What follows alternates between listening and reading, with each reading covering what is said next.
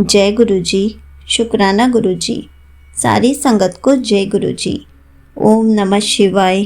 शिव जी सदा सहाय। ओम नमः शिवाय। गुरु जी सदा सहाय। शिव पुराण श्री रुद्र संहिता पंचम खंड का 28वां अध्याय, शंखचूड़ का विवाह।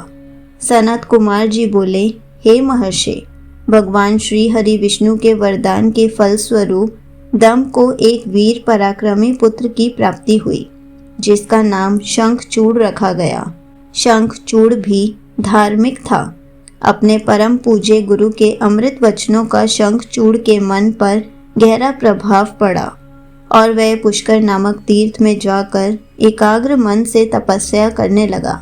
उसने अपनी इंद्रियों को अपने वश में कर लिया और अनेकानेक मंत्रों द्वारा ब्रह्मा जी की साधना करने लगा। उसकी भक्ति भाव से की गई आराधना से शीघ्र ही ब्रह्मा जी प्रसन्न हो गए। एक दिन जब शंखचूड़ प्रतिदिन की भांति तपस्या में मग्न था, ब्रह्मा जी उसके सामने प्रकट हो गए। अपने आराध्य को एकाएक अपने सामने इस प्रकार खड़ा देखकर शंखचूड़ की प्रसन्नता की कोई सीमा ना रही। वह ब्रह्मा जी के चरणों में लेट गया और उनके पैरों पर अपना सिर रखकर उनकी स्तुति करने लगा। ब्रह्मा जी ने शंखचूड़ को ऊपर उठाया और उससे कहा, हे वत्स, मैं तुम्हारी आराधना से बहुत प्रसन्न हूँ। तुम जो चाहो मुझसे वरदान मांग सकते हो। मैं तुम्हारी सभी मनोकामनाएं पूरी करूँगा। अपने आराध्य ब्रह्मा जी के ये वचन सुनकर शंखचूड़ बोला, हे ब्रह्मा जी, यदि आप मुझ पर प्रसन्न हैं तो मुझे यह वरदान दीजिए कि मुझे कोई भी जीत ना सके। शंखचूड़ के इस वर को सुनकर ब्रह्मा जी बोले, ऐसा ही होगा। और फिर उसे भगवान श्री कृष्ण का अक्षय कवच देते हुए वे कहने लगे कि शंखचूड़, अब तुम बद्रिकाश्रम चले जाओ। वहाँ सकामा तुलसी तपस्या कर रही है। तुम वहाँ जाकर धर्मराज की कन्या तुलसी से विवाह कर लो। यह कहकर ब्रह्मा जी वहाँ से अंतर्धान हो गए। ब्रह्मा जी के अंतर्धान होने पर शंखचूड़ बद्रिकाश्रम की ओर चल दिया। वहां जाकर वह तुलसी के पास पहुंचा। शंखचूड़ को अपने सामने खड़ा देखकर वह बोली, मैं धर्मराज की पुत्री तुलसी हूँ। आप कौन हैं और यहाँ किस लिए आए हैं? कृपया आप यहाँ से चले जाएं। आप शायद नहीं जानते कि स्त्री जाति मोहिनी होती है। तुलसी के वचन सुनकर शंखचूड़ बोला, हे देवी, आपके वचन सत्य हैं, परंतु यहाँ मैं अपने आराध्य भगवान ब्रह्मा जी की आज्ञा से आया हूँ।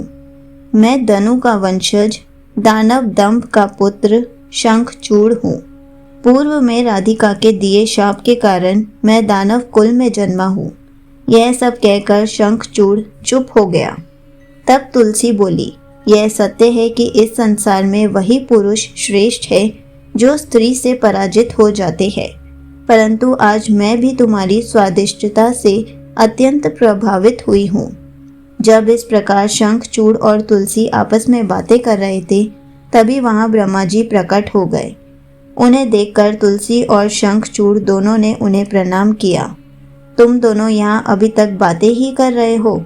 शंखचूड़, मैंने तुम्हें यहाँ तुलसी का पानी ग्रहण करने के लिए भेजा था। तुम निश्चय ही पुरुषों में श्रेष्ठ हो और तुलसी निसंदेह ही स्त्रियों में रत्न है। तुम दोनों एक दूसरे के लिए ही बने हो, इसलिए तुम्हें शीघ्र ही एक दूसरे का हो जाना चाहिए।